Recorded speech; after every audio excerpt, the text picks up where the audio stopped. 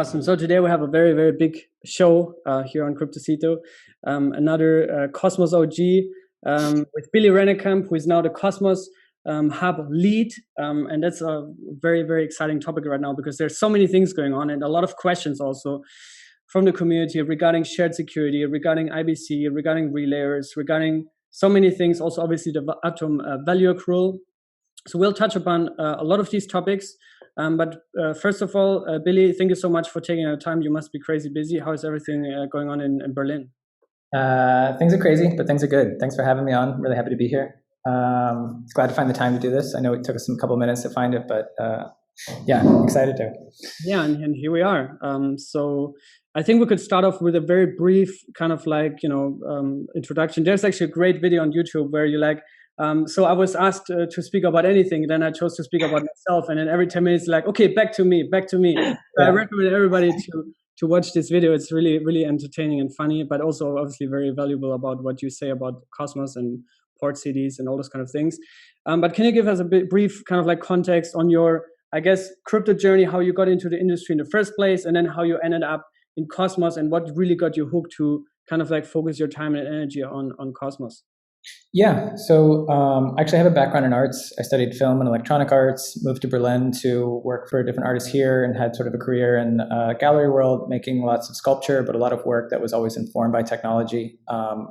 There's sort of like a history of art and technology, which often has a lot to do with like interrogating new technology, whether it's the film camera or whether it's moving image, whether it's different parts of software, breaking it, understanding how it works and, getting ownership over it that way. And I think that I sort of like brought that to a lot of the work that I was doing. And somewhere along the line, I was building kind of like an app toy, and I realized it was actually like a weird version of proof of work. I was like, oh my God, actually, I think this is what blockchains are. Like I've heard about blockchains and I didn't really realize it, but I think this is blockchain. And so I sort of started looking into Bitcoin. This was probably around 2014 or something like that. And trying to build an application on top of Bitcoin just sucked. It was really, really difficult. And so I kind of put the whole thing on pause. And then around 2017, I saw my first Ethereum, like Hello World smart contract. And I was like, oh, like I can do this. Because I'd always sort of done programming on the side. More and more, I'd been doing front-end development and full stack development, just sort of cash flow along different studio practice and getting more confident in my ability as a technologist or something like that. Was like, oh, this is within my scope, but like real deal programming, that's too hard for me. And then the more I dug into Solidity, the more sort of like familiar I got with more advanced software techniques. Also, I just sort of got really, really excited about the different bells and whistles that exist in the crypto space. So Ethereum was like a real place to learn about bonding curves, automatic market makers, NFTs, different market mechanisms, arbitrage bots. And so I sort of just full plunged and figured that was actually the best use of my time. And that's all I wanted to do. So that was like a few years of that. I was also really big into the hackathon circuit. I feel like that's a really great way to get your toes wet, to try things out, and also to earn crypto on top. So I think I won 6 hackathons in 6 months between 2017 and 2018. And one of the first ones was the Cosmos Hack Atom 2, where I built out that kind of like artwork game as a full-fledged crypto project that's called Clover's Network.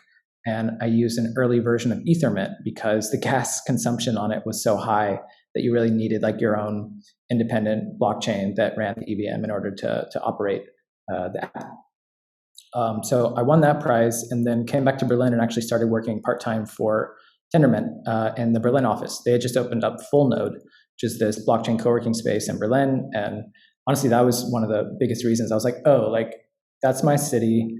This is like this industry that I want to be a part of. And if this thing is happening right down the street for me, I need to work for one of these companies. Like Cosmos was cool. I just won that hackathon. Like, why don't I do some front-end dev for them? It was just part-time though. The rest of the time I was working in Ethereum, kept doing stuff with projects like Gnosis, Aragon, doing my independent projects, this project Clover's Network, stuff around NFTs. And it wasn't until 2019 when I launched Clover's Networks on mainnet Ethereum and had like a real sort of run of success. Super great, like usage numbers were really just like flying, and there was a huge gas spike. And I'd like to think I caused the gas spike. I don't know if that's true, but like immediately made the app like impossible to play. And so I was really like, okay, this is why this network is fundamentally broken. Even though this is where all the fun is happening, it's the first place where you have actual users. It's just you can't build something and expect it to be successful. So more and more I'd been sort of subscribing to the Cosmos ethos, the thesis, but it was still really early days. Like Cosmos in theory would be really fun once IBC existed, once all this stuff was there. But until then, we were still just pushing towards that real milestone. So 2019 was when I was like, all right, actually, I should put all of my efforts into making this technology the solution that I would choose independently as like a blockchain developer. So I switched to full time, was doing mostly developer relations, going to a lot of conferences, talking, doing more hackathons. And then in 2020, when we shifted over to the Interchain Foundation, they asked me to sort of step up and run the funding program, which is really the heart and soul of what the foundation does. It's distributing funds to all of these various engineering efforts to make the Cosmos network a reality. So I took that role and we started building up the Berlin team. And so for the last year, I've sort of been doing funding, which means that I just talk to everyone and their neighbor who's working in the ecosystem, whether we're paying you or not. If you're doing something interesting, I wanted to know you. I wanted to know what you're doing. I wanted to know how we can support you, how to make sure it's successful. And that ended up really just tying all of the loose ends around the Cosmos hub, because at the center of the Cosmos network is obviously the hub.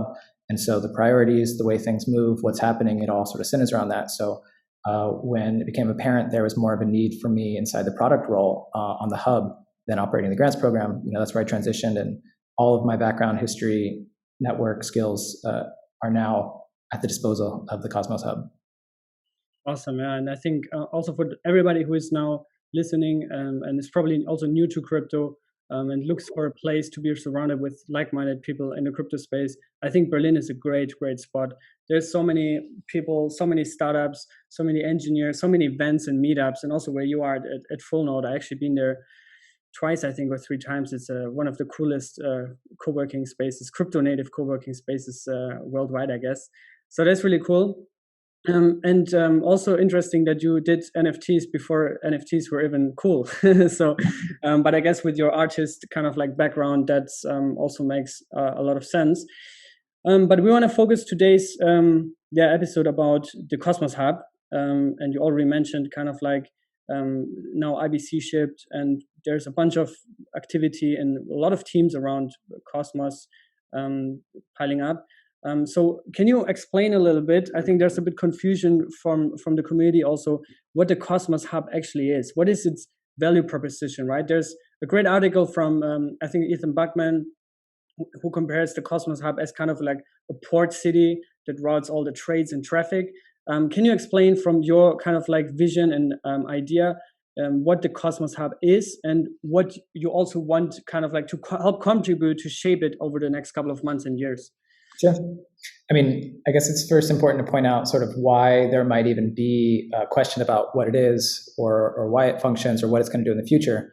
And I think the clearest reason for that is actually that Cosmos started building on this vision so early. They were basically like solving a problem that didn't exist yet. They're betting on these problems occurring within a couple of years and having a solution in line for those problems to start being solved. And we're really starting to see that come true. This idea of scalable blockchains, problems with sovereignty, this vision of an internet of blockchains was so crazy early. And to be able to like build out a product which, rested on like 10 different sub products being shipped over like a long time frame is a really crazy vision and really crazy thing to do. But in those sort of early days, the idea was really looking even further ahead, and it was saying, if and when this idea of an internet of blockchains really takes off, there's going to be thousands or hundreds of thousands, or as Peng says, millions of blockchains out there. And in that world, it'll be just like the internet. Whenever you have that many connections, it doesn't make sense for every single computer on the internet to be connected directly to every single internet. They use hub and spoke architecture. Similar with airports. It's not that every single airport flies directly to every other airport.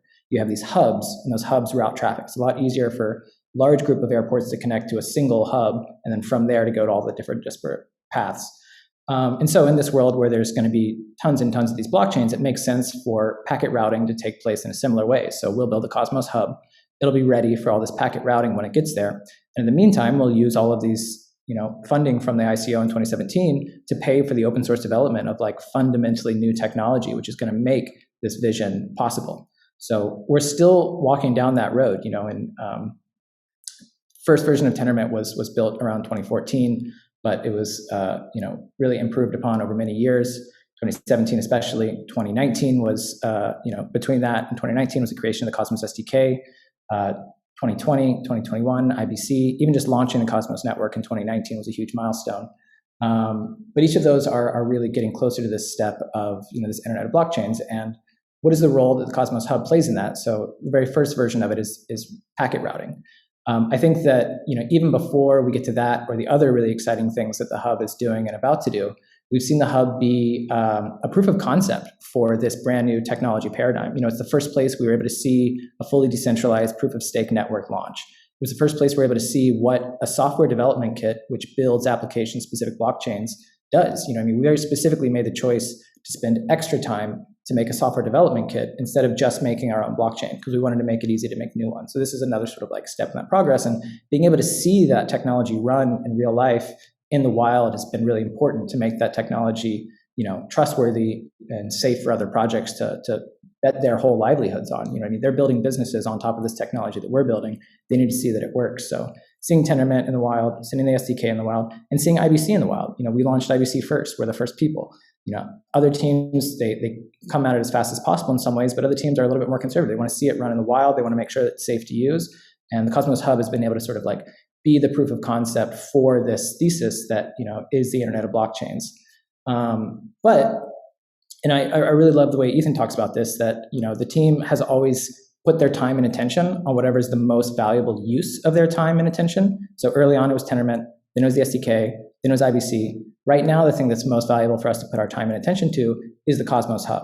It has so much potential to offer goods and services to this Internet of Blockchain. It was first, it has, this really liquid token. There's all these really interesting things that it can do to make this vision successful beyond just giving away technology. And what's really important, I think, is that all of this, for us, it's always been important that it's not a token lock-in situation. And I really think that's like a bold, pretty badass sort of thing to do, that like you're not forcing people to buy your token to make this stuff possible. You actually are just so sold on this being the right vision and this technology being important that it's important to make sure it's always available. In that, you are the first mover, you are the expert of using this technology. You have a great position to use it effectively at the same time. And so that's really what we're sort of applying to the Hub at this point. So one of the first things to make the Hub more useful that we saw over the last year was to put a DEX on there. Obviously, DEXs are really important. They help liquidity, they help movement, especially if we get to this vision where the Hub is being used as a hub, where there's a lot of packet routing going through it. To be able to make a transfer into different token types while you move between networks is certainly a value add. It's a little bit like going to the currency exchange when you're at the Hub airport, moving between your sovereign zones and your different countries that have different currencies.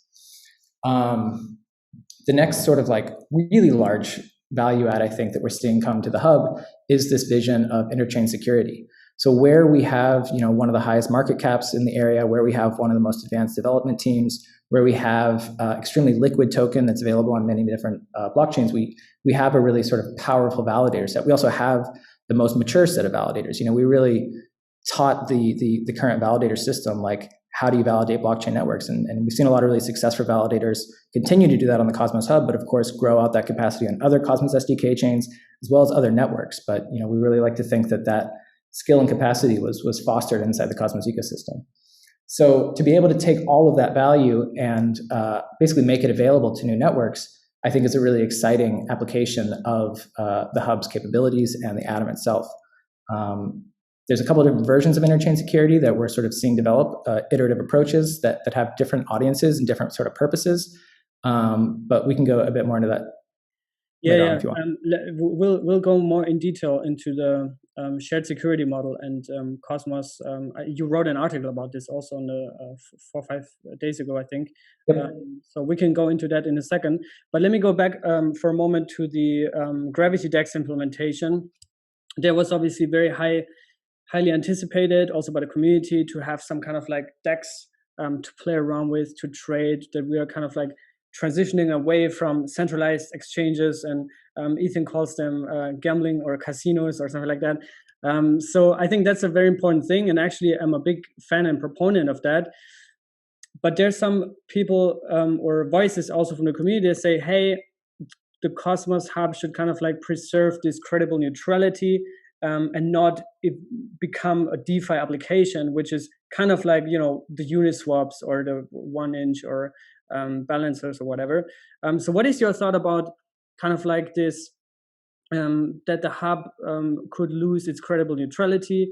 I think you also mentioned in your article that the hub should preserve this ethos of being a practical, applying practical hub minimalism to have the least kind of like applications that are running on it.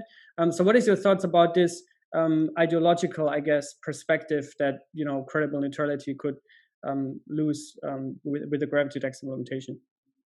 Yeah, I mean, I think with a lot of these questions, it's obviously really difficult, and you'll typically find the most unsatisfying answer, which is it depends. You need to find the right balance between two different poles, because I think that there's importance for both of them, but when you ever have too much of one, you lose the other, and it gets really dangerous. So even when it comes to like, you know, what products should be on the hub compared to what should be independent blockchains that, you know, are thriving in their own independent way, there's always been this sort of question for Cosmos, like, how do we ensure that we're never like competing with our customers? Like we are in a way, we're a business to business company. You know, we're building infrastructure tools for other blockchains to launch and build their blockchains. At the same time, we want to have a real product offering for our own blockchain to make sure that it has the value and security that it needs to have to participate in this internet of blockchains in a meaningful way. And so I think that, you know, we'll see us continue to sort of walk that line and try to find the right balance there. And it might be that, you know, similar to competition being good, but there being sort of versions of it that make sense in different contexts. So, you know, if it's the exchange that's available on the import at an airport, certainly it's like nice to have an exchange at the airport when you're moving between them, but it's not always the best product offering. You know, you're like a captive audience at the exchange in the airport. So it's good to always make sure that there's other options for that. You can leave the airport, you can go to a bank, you can wait till you get to the country of destination and exchange your money there. You know, having options is always good as a customer, and that doesn't mean that there's not, you know, a place, time and a place for that product in different places. So that might be sort of the direction that we see the DEX going. I think that ultimately it's the atom holders' decision. You know, like they're the ones who vote on our roadmap when we put them onto the hub, and so you know, it'll be important for the community to really weigh in on this and decide what they think. But what's pretty exciting about Interchain Security is that you're able to provide more options around that design space. So for instance, even from a strictly technical point of view, you know, the more stuff you have on a single blockchain, the more surface area for a bug, for an attack to take place. And if we have, you know, the DEX, the bridge, and like 3 or 4 more modules coming to the hub, if just one of those modules goes down, it might bring the whole hub to a stop, which would be, you know, a real tragedy. So the idea that you might start breaking out those specific modules to run as independent blockchains that use the same Atom secured validator set is a way of essentially having a single Cosmos hub that's operating in like parallel on multiple state machines. And so that if one of them goes down, one of them has a bug, it doesn't affect the operation of the other ones. The rest of the Cosmos hub can continue to operate normally. And so just from that sort of like technical security point of view, hub minimalism is often sort of expressed as a good idea. The other reason it's often expressed as a good idea is scalability. You know, that's a bit of a premature optimization, I'd say today, but in case you see any of these applications on the hub itself really taking off, you could get into the same problems that you see on Ethereum. You know, you wouldn't get there as fast as you did with Ethereum, but theoretically, you know, once you've got millions of users who are trying to put in hundreds of thousands of transactions per second, you know, it might make sense to break up the modules that those transactions are being directed to onto separate blockchains. And we usually call this horizontal scaling. So the idea that whenever a single blockchain runs into its limit of vertical scaling, you know, we can certainly squeeze a lot of transactions per second with Tendermint and the different optimizations we make with application-specific blockchains, but there'll always be a limit to vertical scaling. And that's when you go into horizontal scaling, where you deploy another instance of your blockchain that has the ability to use IBC to communicate between each other. And that way, you basically doubled your capacity. So with Interchain Security, when you start splitting out, say, the DEX into a separate chain, you're able to support way more transactions per second than if they were all going through the same funnel into the same single blockchain. Yeah, this makes a lot of sense. Also reminds me what you said about, for example, the Reggaeton on Polkadot. I think it also has this structure to be really minimalistic in that sense and really act as this kind of like security source for all parachains that pack to it. But before we go really deep on the shared security model, so how does Emeris fit into this picture, right? Emeris was the latest product that was launched by Tendermint. It's kind of like this DeFi front end that connects a lot of dApps in the Cosmos ecosystem. Obviously, the first one is the Gravity DEX. That's also like the first front end and access for users to Gravity DEX. So what is your thoughts? How does it fit into that? And also, is there what is currently the stage here? What is the roadmap? Obviously, everybody's asking when token, when APYs, when farming, this and that. So is there anything that you can share, like what is currently the focus here and what's coming? Sure. So I'm really excited to see Emeris launch. It really, I think, marks the beginning of a new era of blockchain development and blockchain applications, especially in Cosmos, because Emeris is strictly a front-end application. And I think that if you zoom out the definition of a blockchain or what's valuable about a blockchain, they're APIs. So Twitter has an API, but it's a centralized API. It depends on their financial model. It depends on the Twitter company. It depends on their own API credential system. It depends on registering as a developer who's allowed to access the Twitter API. When Twitter first launched, we saw a bunch of companies who built products that relied on the Twitter API. These were businesses that people were building around this API. But as soon as Twitter changed that API, those businesses broke. They couldn't depend on it. So a blockchain is, it's an API, but it's a dependable one. It's a public protocol that you can participate in how it's operated, determine if and when it changes. You can rely on this API in a way that you can actually build businesses on top of it. So a front end, when it comes to a blockchain, is really like these third-party businesses. You know what I mean? They provide the user experience, but they tie together all these API endpoints in the background. So you can see stuff like 1inch or something like that, where it's not that they need to run the DEXs themselves. They integrate all of them into a new product.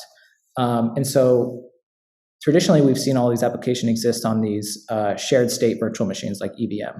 And the APIs that have access to each other are within that EVM. It's the smart contract talking to the smart contract inside of a single synchronous environment.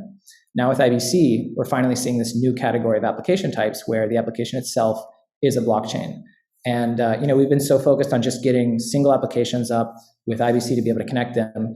There's very limited numbers of interfaces to these different applications. And what Emeris is doing for the first time is really creating this unified interface for multiple blockchains in the background. So it really becomes this product suite that's not absolutely tied to just one application, but is going to be able to continue to grow to provide a really integrated and thorough overarching user experience across different applications. Of course, it's just starting out, and so the one that it's focusing on is the Gravity DEX. But I know they have plans to support a lot of other applications and make a really slick, unified user experience, which is the other thing that's really, really difficult, especially in shared state virtual machine environments like the EVM on Ethereum, is just getting over this user experience hurdle of handling private keys. And we still have many of the same sort of limitations in Cosmos world, but some of the new technology coming out around Auth-Z and the groups module is going to be so game-changing in terms of letting users have account recoveries, letting them have things that they're used to from bank accounts, daily spending limits and things like that. They'll be able to really differentiate their keys. They wouldn't even know about it, but you'll be able to have applications that really differentiate your keys, that you're never really exposing yourself to the risk. You're never worrying about, oh my God, I forgot my mnemonic phrase. I've just lost my entire family fortune. It's that kind of stuff that we're able to iterate on that I'm really excited about and that you'll see first coming to things like Emeris. Awesome, man. You're already touching upon a couple of points from the 2.0 roadmap, which was released a couple of months ago. I also made a dedicated video about this, so anybody who wants to watch this, I'll leave the link right here. But one of the biggest things that everyone is now highly anticipating, now that the DEX is live and was shipped, Emeris was shipped, is, okay, what is the next focus? And it seems that the next focus is right now shared security, right? And you guys are calling it Interchain Security. So can you explain a little bit the 3 or 4, I think it's 3 concepts of security as you outlined in your article, and what makes the Cosmos approach different to what's currently out there in the markets? Sure. So we've been talking about them in a rollout of different versions. So the first version is the simplest version. We can call it V0 or V1, and it is essentially the one that I talked about a little bit earlier. It's the one that focuses on practical hub minimalism. The idea that you're thinking about it as if it's still just a single blockchain, but it's now been broken up into constituent parts. Still uses the exact same validator set, so it has the same security guarantees and the same token market cap, except for it's technically 3 or 4 different state machines, again, being run by the same validators. And the way that works is that, I'm a Cosmos Hub validator. I'm registered in the staking module. That means that people have delegated stake to me, they've bonded to me, and I show up inside this list of the top 150, 125 validators. As long as I'm in that list, I get to participate in block production, and I get paid for producing blocks, and I split that with all my delegators. Now, if I were to show up with a new module and say like a Gravity DEX or the potential Gravity Bridge, and was like, all right, it's time to move this on to its own state machine, but it's going to use V1 Interchain Security because we want 100% of the security of the atom to be behind this network. We want it to be really as if it's part of the Cosmos Hub itself. We use a new IBC protocol called cross-chain validation. And essentially, I'm a validator on this first network. I would get the binary to be able to run the blockchain for the second network. And in a normal scenario, I would do this as well, except for over here, I would have to purchase a large amount of token, or I'd have to go through that process of getting a bunch of users to delegate to me in that first transaction, so that when the blockchain goes online and I turn my node on, I get recognized as a validator and I'm allowed to produce blocks and the network starts running. Now that means that that network has its own token, it's keeping track of them, same way that Cosmos Hub has its own token, it's keeping track of them. In V0 or V1 of Interchain Security, there's no token over here. It's just the set of validators over here, which gets implanted into the Genesis file of this new network. So at the very first block, it looks inside this Genesis file and it says, oh, here's all the validators I have. And it's all the exact same validators from the Cosmos Hub. As soon as those validators come online, they send an IBC packet to the parent chain that says, hey, we're online. Parent chain says, oh, there you are. Here's what the current validators are in case there's been any updates in the last, however many minutes since this network came online, since this network got its first set of validators. This one gets updated, so maybe the person who was in third place is now in fourth place. And from then on, they just send packets back and forth, always updating what are the current validators on the Cosmos Hub, so that this child chain always has an exact copy of who the validators are on the parent chain. And it uses that information to decide, during the communication between the state machine and the Tendermint instance, who are you? Are you a validator? Are you allowed to produce blocks? Instead of looking into the staking module, which asks, do you have enough token to be a validator or not? Which is what's still happening on the parent chain. They use the staking module to say, do you have enough tokens to be a validator or not? So one question to that is, obviously right now we're seeing this on Kusama. The first auctions have gone through with parachains that are borrowing the security from the Kusama chain, relay chain, I don't know if it's called. But how would that look like on Cosmos in that context? You said the validators have to kind of like also get active. Who gets to choose also the amount of atoms in that case are required to kind of like borrow the security and kind of like incentivize validators to say, hey, okay, I also want to validate on your chain. Can you walk us through about that process? Yeah, so technically it could be anybody. And what's kind of exciting about this, but also really terrifying, is that it's not necessarily in protocol what the negotiation looks like. So it's why I've emphasized that the most likely first candidates are parts of the Cosmos Hub state machine, which are already part of the Cosmos Hub. So there's no controversy. It's not like, I'm some brand new blockchain and I'm demanding that the entire Cosmos Hub validator set start validating on my network. The Cosmos Hub validator set might be like, who the hell are you? Why should I do that? However, that is technically an option. If somebody did come up and say, hey, I want the full validator set, basically it's going to go to governance. So governance is what ultimately decides this, because this is a real change in how the Cosmos Hub runs. It says you can be slashed for doing a bad job running your Cosmos Hub node. And with this change, it means that you can be slashed for doing a bad job running some other new network. So that's what ultimately has to get voted on in the Cosmos Hub to use this V1 full validator set. And I think that the easiest things that we're going to see come through the pipeline that are going to be non-controversial are things which are already on the hub, things that sort of are already acknowledged as part of the hub. So it could be the DEX, it could be the bridge, it could be a new module or something like that. However, like I said, there's nothing technically requiring that. And if a blockchain showed up and made a hub proposal and was like, hey, you guys should do full security on my network and I'll give you block rewards of whatever, 15,000x of my token every single block, getting distributed to all of the atom holders who are delegating to all of the validators in the hub, if that's worthwhile to them, they'll do it. You know what I mean? It becomes basically business development between these sovereign networks and the validator set of the Cosmos Hub to decide I don't know, what is worth it for me? So you could say it's a little bit like an auction and that, it's a price finding mechanism, but it actually has much more expressibility because it could be, I'm going to write a private check to every single one of your validator companies, and I'm going to pay you in euro from my private company in Europe. And I just, it's worth it for me to go through the hassle of figuring out who all your legal entities are. But that's the best thing I can offer. And if all of the Cosmos Hub validators are it's kind of weird, but actually sounds kind of good, I'll go for it, That's the kind of arrangement which could take place that convinces the Cosmos Hub validators to accept that proposal and start running it.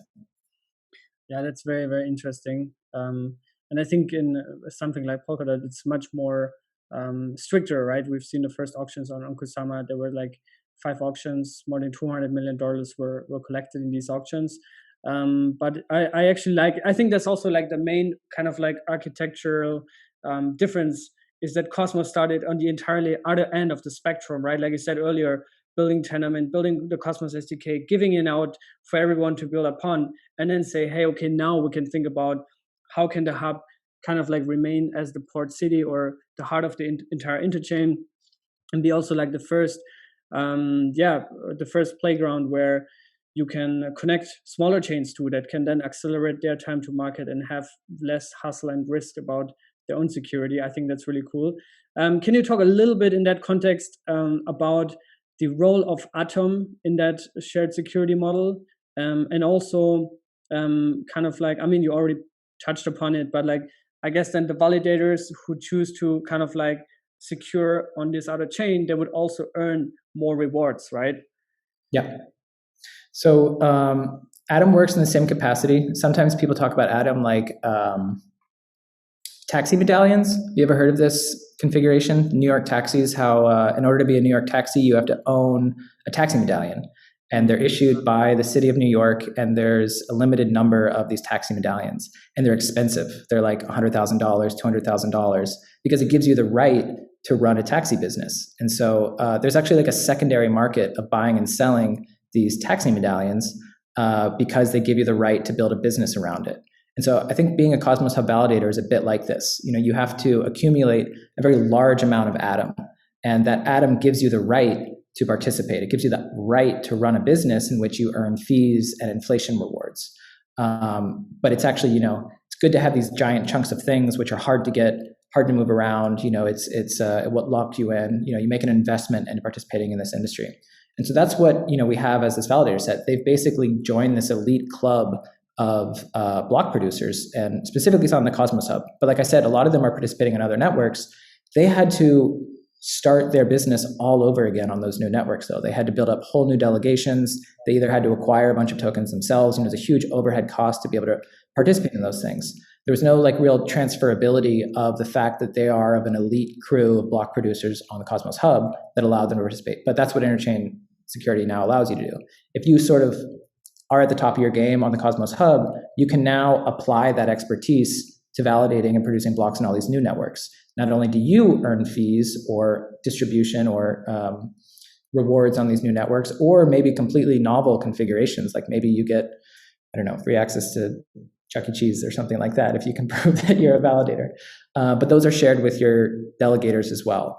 What's really great about the way the distribution module was written is that it accepts block rewards for Atom, and it goes into a single module account, which is distributed amongst all of the delegators. But it also takes all of the fees that were spent in that block. So every single transaction, all the fees. And Cosmos was written in a way so that you don't have to pay fees in Atoms. You can actually pay fees in any token you want. It's just up to the validators whether they choose to accept that message when it says, hey, I'm willing to pay, but I'm only willing to pay you 12 banana coins. And they're like, what the hell is a banana coin? You know, a validator can always be like, no, I'm not going to accept that, throw it out of here. But, you know, it's up to the validator. There's nothing in protocol that refuses that. But it means that the rewards and distribution module was written in a way to accept any token that's just sent to this module account and then automatically dispersed to all of the delegators. And so it means that it's already built to accept fees from all of these different child tokens, and all of those various child tokens sent over IBC up to the parent chain and automatically go into the wallets of all of these delegators. So Atom holders, just by being delegators to different validators, would also receive rewards from every child chain, which is Interchain Security. That's really, really cool. I'm looking forward to that, obviously.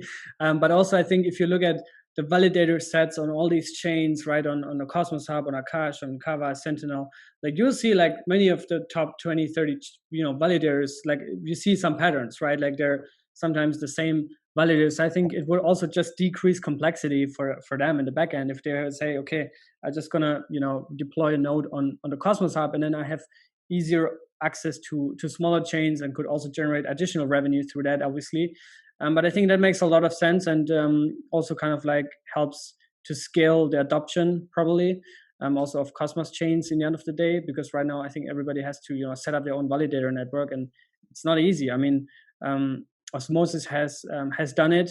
They're pretty successful, but now their TVL is also pretty high, and the market cap in relation to the TVL is I mean, it's kind of like a big surface attack, to say the least, I think. I think if you could borrow the security from the hub, it would also make the whole ecosystem more robust and safer. But another thing, maybe we can move on, is liquid staking or staking derivatives. I talked with Zaki about this a couple of weeks ago, and also with Ethan and some others. What is the current stage? Is it going to come also natively on the hub?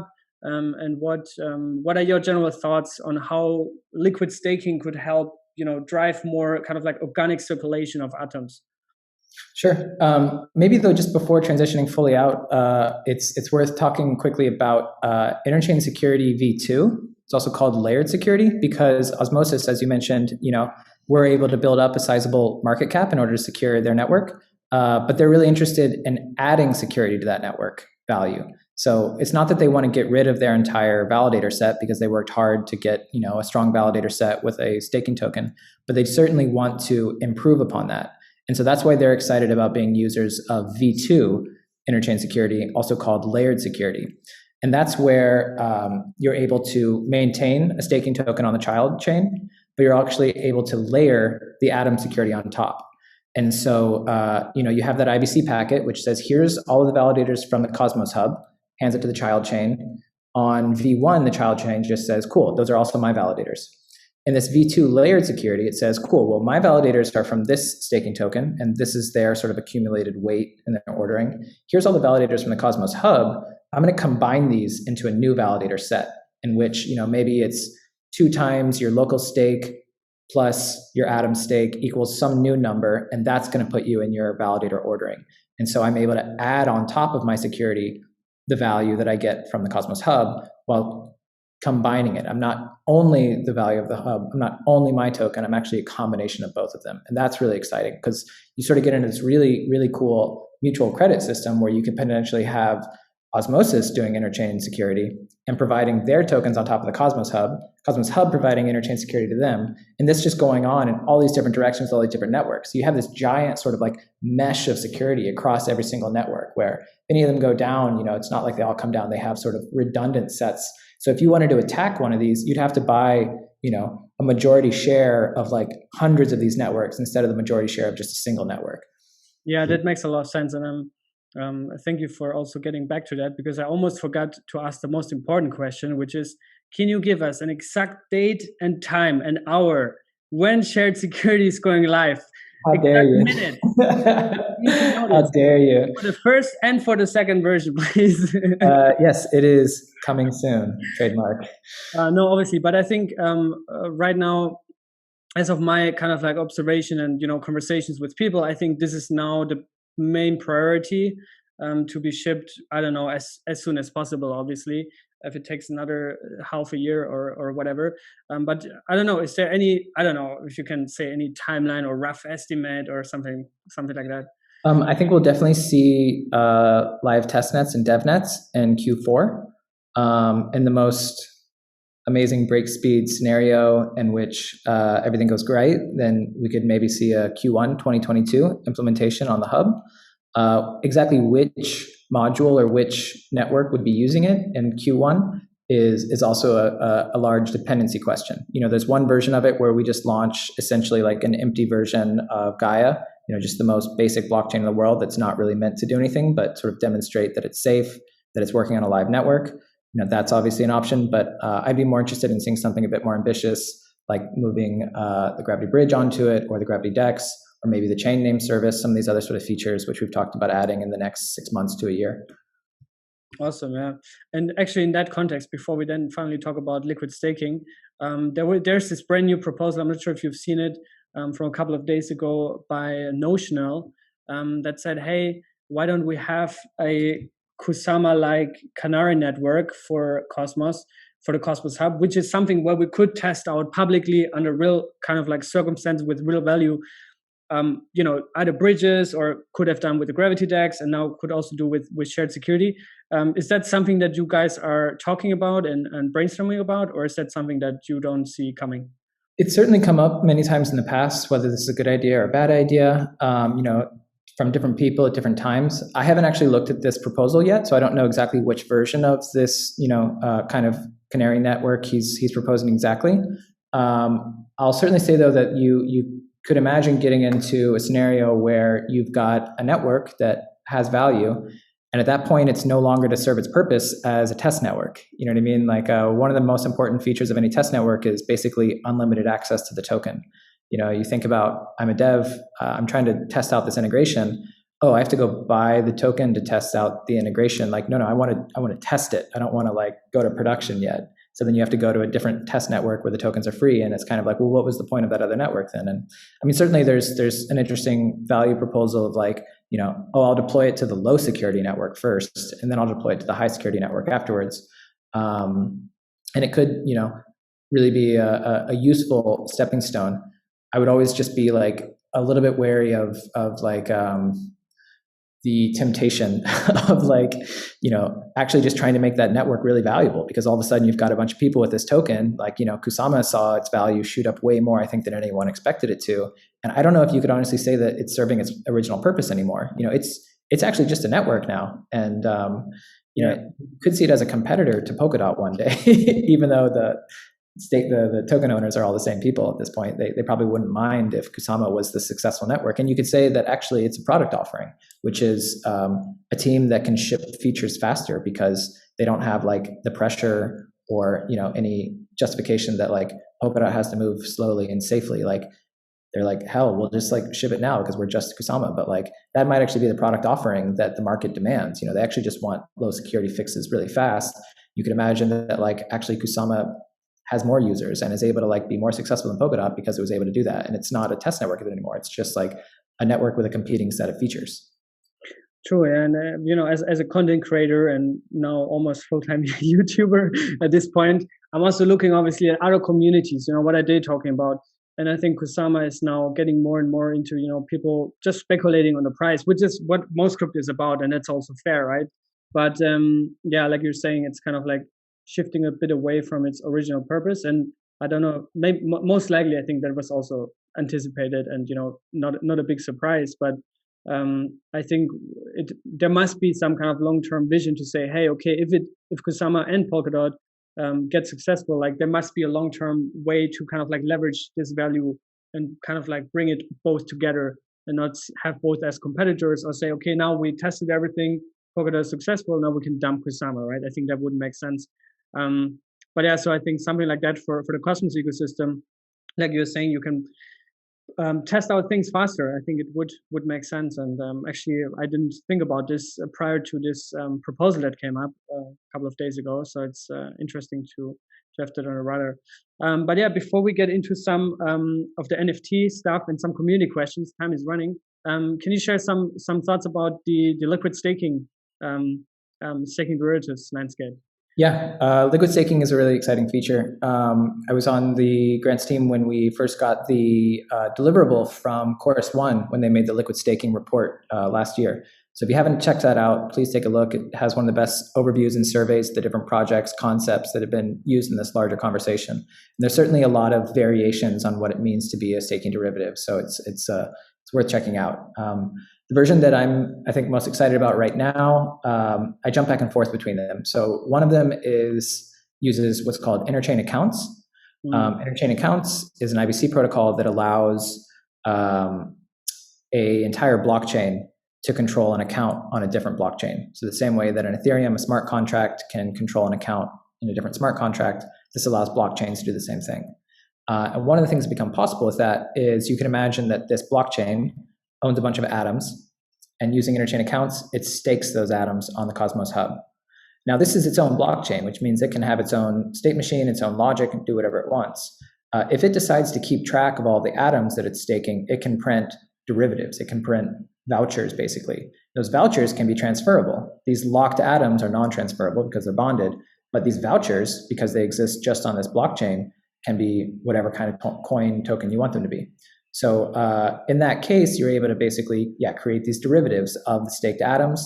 They're redeemable. You have to rely on this blockchain to continue operating and for it to follow the rules that have been written into the code that allow that token to be redeemable at any time. But you can imagine it being used in DeFi. You've taken these atoms, you've made it transferable. The other version of staking derivatives that I'm excited about is the native implementation. And so the native implementation actually has a lot of similarities, but it essentially would mean you as a delegator can go to the staking module and you can say, convert my tokens into liquid staking tokens.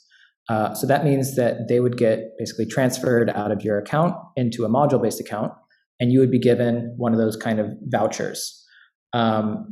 What's important to remember about both of these implementations is that depending on which validator you started at, the derivative that you make, your coupon, is going to be different.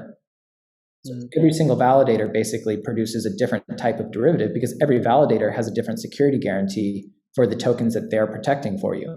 Because if they mess up, they skip too many blocks, they go offline, or if they double sign, they get slashed. And all of the atoms that are attached to them get slashed as well. And so there's a different sort of property between the validators, the atoms that are delegated to them. Now, this is certainly not a fantastic user experience if you've got 125 different atom categories because you have all these different validators. And so there's a lot of interesting solutions for turning those tokens fungible again, making them interchangeable. However, those solutions can be applied at a different level. So it's sort of like about building primitives, little building blocks. So whether you're using the Interchain account, separate blockchain version of staking derivatives, or whether you're using the native implementation that allows you to directly convert your tokens on the hub, it's just the first step towards a really exciting and kind of wide variety of DeFi primitives and other applications that become possible. So things like balancer type pools, where you're mixing in a bunch of different validator atoms, and they create some super validator atom that's the sort of conglomerate of all of them, like an index of atom tokens is certainly one way to do it. There's different lending schemes that become possible. There's the idea of splitting up the token as a bearer token and an earning token. So this one just gives you the amount of atoms that you put in, but this one gives you all of the rewards that atom earned over a certain period. There's a really sort of exciting new category of DeFi that becomes possible with these assets, and they really both begin with these building blocks. Awesome, yeah. And I also talked to Sunny about this, and he also thought about the concept of super fluid staking, which I find also really interesting. So there's many cool, innovative ways to do this. But yeah, I think maybe we can another time talk about this more in depth. But it's a very, very exciting thing that's also in the works here. Before we go into it, I just looked through the community questions. Actually, most of them have been answered, so we can save some time there. But one thing before I let you go is the NFTs, right? So you're an artist. You did NFTs before they were cool. So how does the NFT landscape look like on Cosmos right now, and what is coming in the next weeks, months? Yeah. So writing the NFT module was actually one of the first things that I did writing Golang. A couple years ago, I built out a module at the Hackathon in Paris with the help of Federico.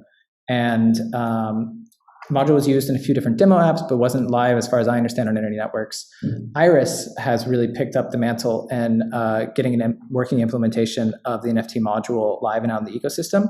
So they have an application called Uptick, which is running live on their network that uses a variation of that first implementation. They've also been pushing the actual SDK implementation of NFT module through the entire extremely high rigorous process of getting it merged into the SDK repo. So that's currently a PR that's being reviewed. So it could be merged in the next week or so. And once it's inside, that means that anybody who has access to the SDK has access to the NFT module. The next step would be recompleting the IBC implementation of the NFT module. So there was a spec that was written for this back in 2018 by D Gaming, also same team that was acquired by P2P Network.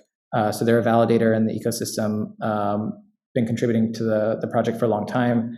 they built out a very early OpenSea NFT marketplace, which if you dig through their old repos, it's really exciting. But Crypto.com is now using the Iris implementation of the NFT module, the one that's going into the Cosmos SDK, which has been one of the most important parts about getting a unified module, so that if everybody uses it, it'll be much easier to interact between networks with them. And so one of the most exciting uses of it I've seen so far is Iris launched this project with the Chinese government, where they essentially have like a kind of Library of Congress of ancient Chinese art that the government deems to be like important for the history and culture of the country. And they minted a bunch of these as NFTs. And of course, in China, it's really important that their blockchains and networks are regulatory compliant.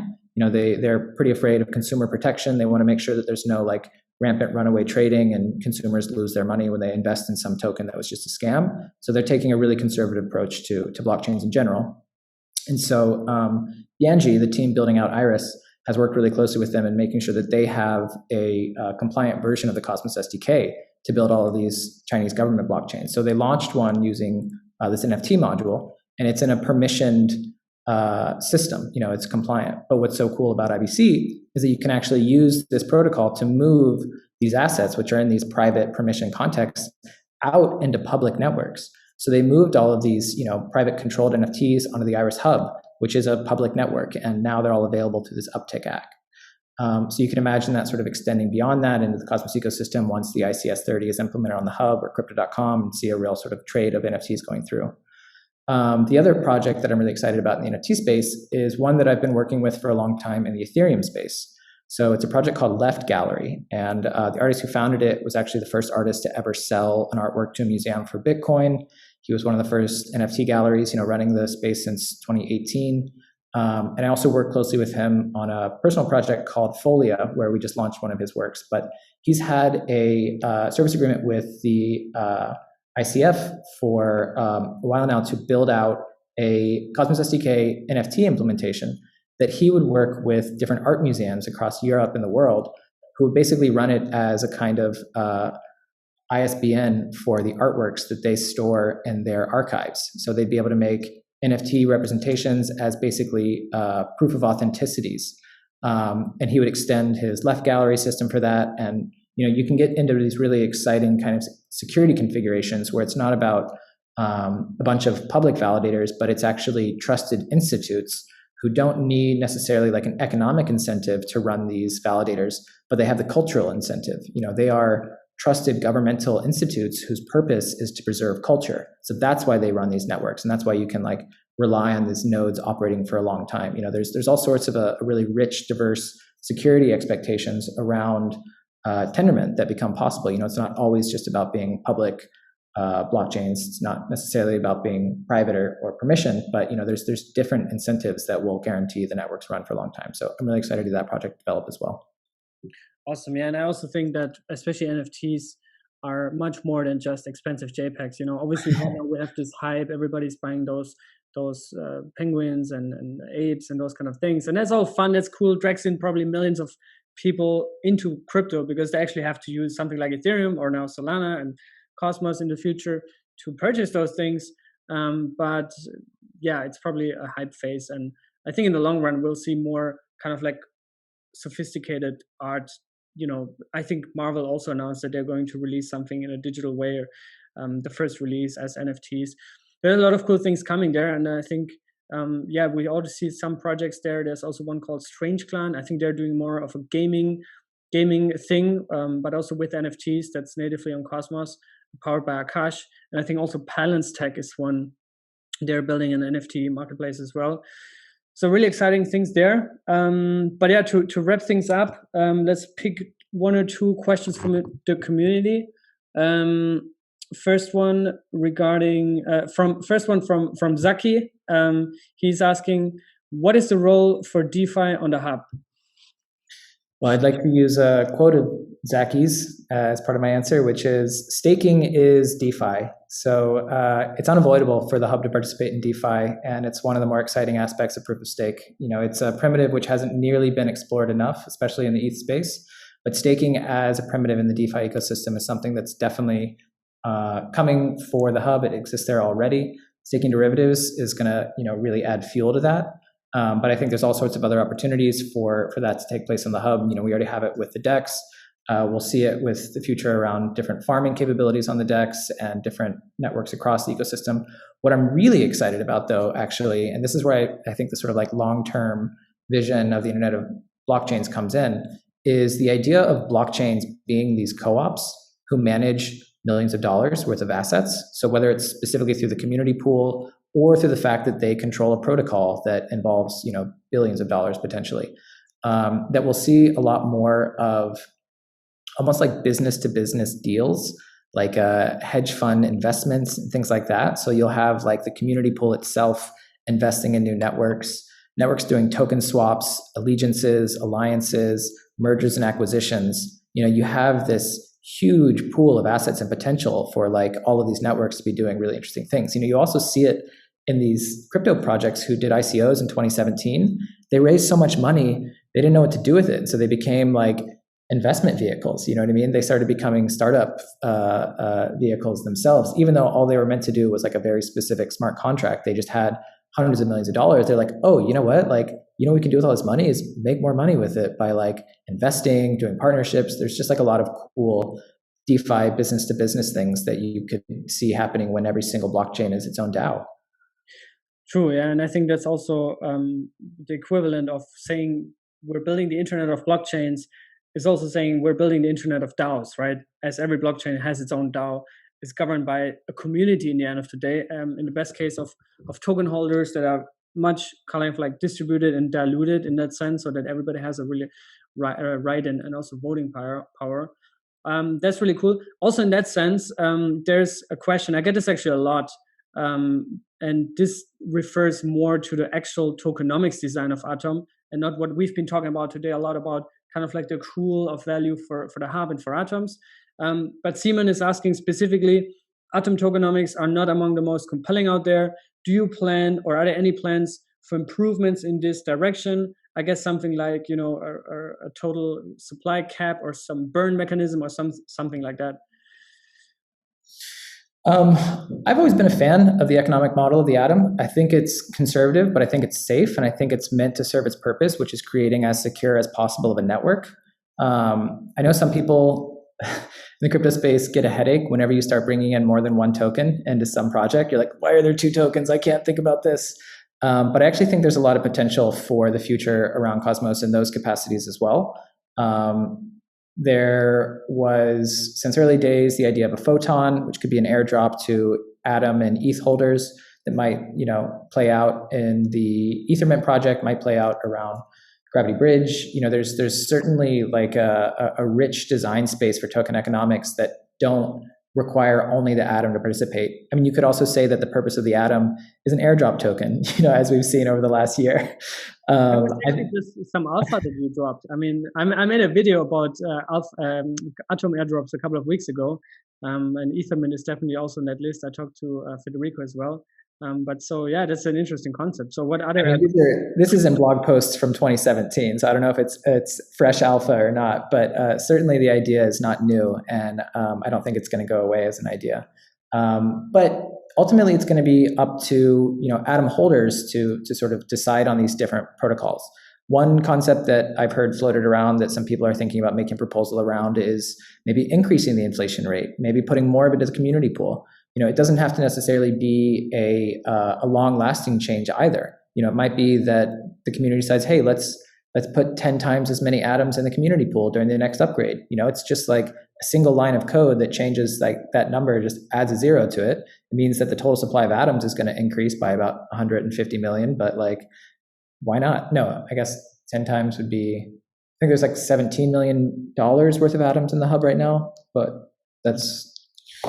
Anyways, no, I think that there is still a rich design space. I think that the current Atom economic model is elegant, and I'd be more interested in seeing like parallel token economics to the Atom than necessarily fundamentally altering the Atom. But I think there's still small ways you can alter it that go a long way, like just adding a couple $100 million to the community pool. Like, what do you want to do with that now? Now you all can vote on it. What do you do? Do you want to build a new company? Do you want to fund new projects? Do you want to spend more for marketing? Do you want to by controlling shares and other blockchains. There's really cool stuff that becomes possible.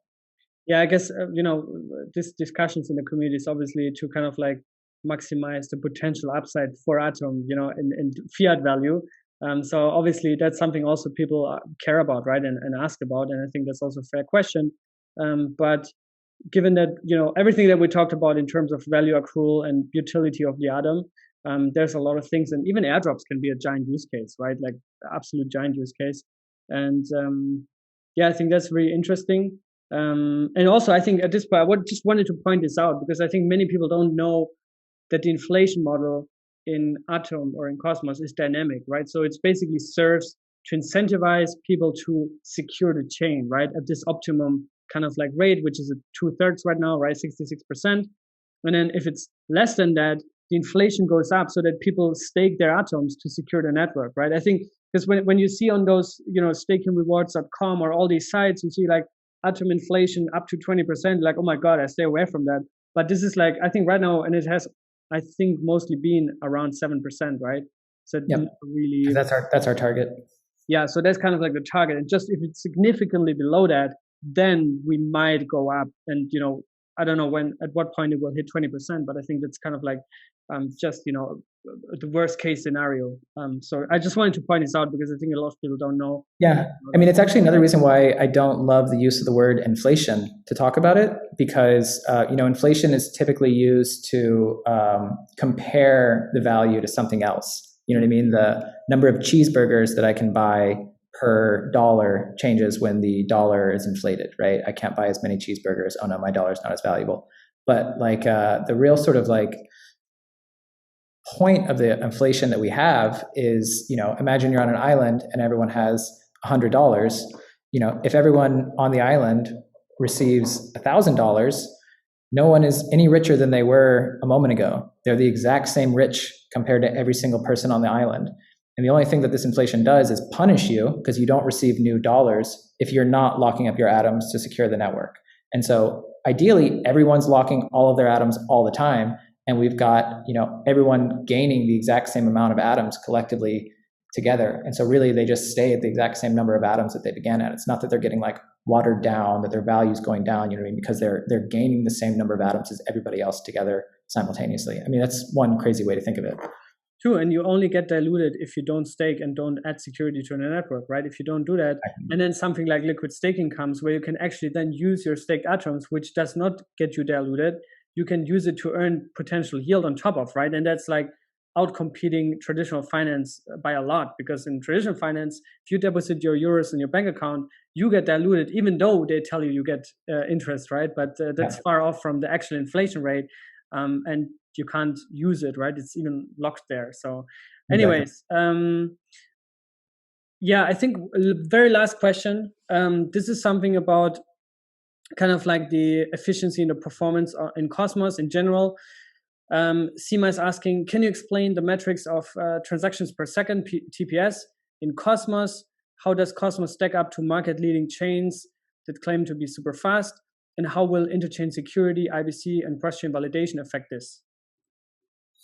Sure. So we talked a little bit about this earlier. One of the ways that we approach what it means to be scalable blockchains, there's vertical scaling, which basically means trying to increase the transactions per second as much as possible. And then there's horizontal scaling, which is to have new instances of a blockchain so that you have new ways to submit transactions and scale horizontally that way.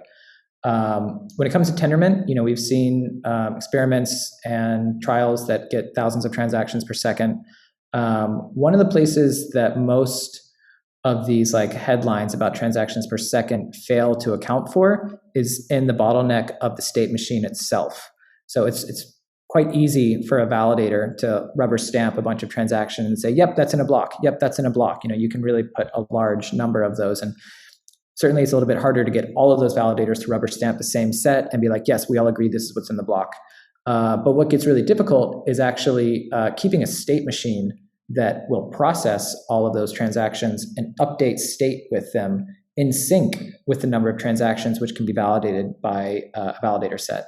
And so most of these sort of like headlines you see from these different projects don't take that into account. They're just sort of strictly pointing at the validator set, and they're not using real data or a real blockchain that already has state on it with like complicated virtual machine applications that actually, require you to process data and go through it. It's the same way that you have problems in the Ethereum space for nodes which allow you to query.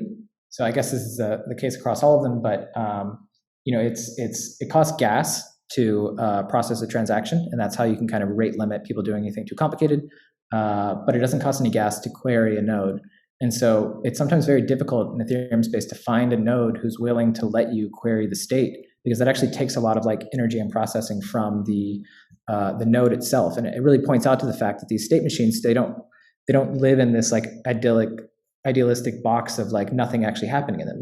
They're messy state updates that actually have logic that are attached to applications. And so that's where we have put a lot of work into trying to optimize over the last year by switching to protobuf, for instance, different optimizations in the state machine itself to make sure that these things run fast. And there's really cool things happening with parallelism that makes those things a little bit easier. There's certainly restrictions that come possible with that. So you'll see that in Solana. There's some design on the table for the way that the SDK could become parallelized in interesting ways. But I think that the most concrete things on the table right now are improvements at Tendermint itself, improvements around the bottleneck on the state machine, as well as stuff like zero knowledge and optimistic rollups, like we're seeing built up by Celestia as a data availability solution for Cosmos. So certainly that's ways to continue to sort of push the limits of transactions per second. I'll tell you though, I would really like to see demand for that scalability before we spend too much time optimizing for it. Let's just get some transactions in there. Yeah, true. Billy, thank you so much for your time. This was really, really amazing. I think we learned a lot in this session, and also thanks for going a bit overtime here.